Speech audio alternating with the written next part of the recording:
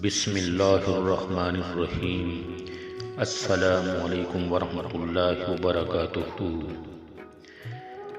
کریم آقا حضرت محمد مصطفیٰ صلی اللہ علیہ وآلہ وسلم کی ذات مقدسہ پر درود شریف کا تحفہ پیش کریں۔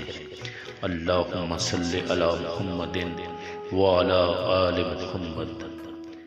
حضرت ابراہیم علیہ السلام کی عادت مبارکہ تھی کہ رات کا کھانا کبھی اکیلے نہیں کھاتے تھے، کسی نہ کسی کو ضرور مدعو فرمایا کرتے تھے۔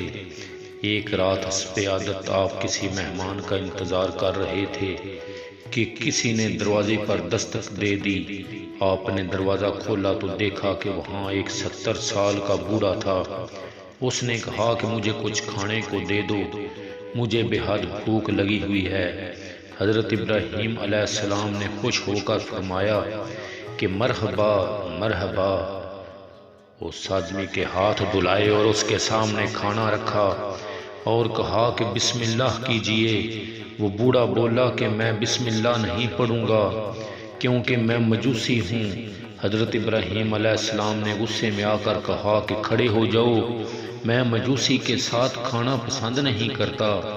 وہ بوڑھا شخص تو چلا گیا، مگر ادھر پلک جھپکتے ہی حضرت جبرائیل علیہ السلام نے حاضری دی اور بولے کہ اے ابراہیم علیہ السلام، اللہ نے فرمایا ہے کہ وہ منکر تو میرا ہے، میں نے 70 سال میں کبھی بھی اس کا رزق نہیں روکا۔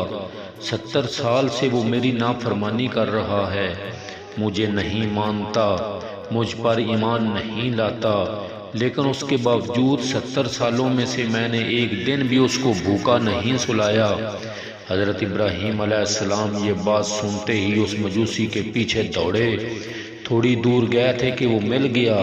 آپ علیہ السلام نے فرمایا کہ اے اللہ کے بندے، مجھے معاف کر دو اور میرے ساتھ چل کر کھانا کھا لو، آپ کی وجہ سے اللہ مجھ سے سخت ناراض ہو گیا ہے۔ مجوسی بولا کہ کون اللہ؟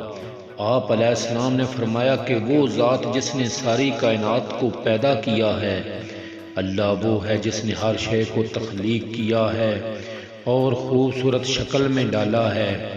اللہ وہ ہے جو تمام مخلوقات کو رزق دیتا ہے، جس نے تجھے اور مجھے اب تک زندہ رکھا ہوا ہے۔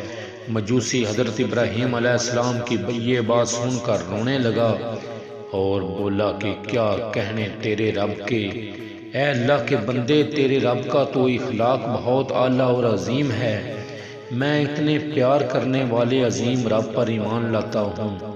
چنانچہ اس نے کلمہ پڑھا اور اللہ پر ایمان لے آیا۔ دوستو، ہمیں نفرت گناہگار سے نہیں بلکہ گناہ سے کرنی چاہیے۔ جو کوئی بھی انسان کسی گناہ میں مبتلا ہو، ہمیں اس سے نفرت نہیں کرنی چاہیے بلکہ اس کے لیے ہدایت کی دعا کرنی چاہیے۔ اللہ پاک ہم سب کو سمجھنے اور نیک عمل کرنے کی توفیق عطا فرمائے، آمین یا رب العالمین۔ آخر میں تمام دوستوں سے گزارش ہے کہ ہماری ویڈیو کو لائک کریں، ہمارے چینل کو سبسکرائب کریں اور پلیز گھنٹی کا بٹن دبائیں۔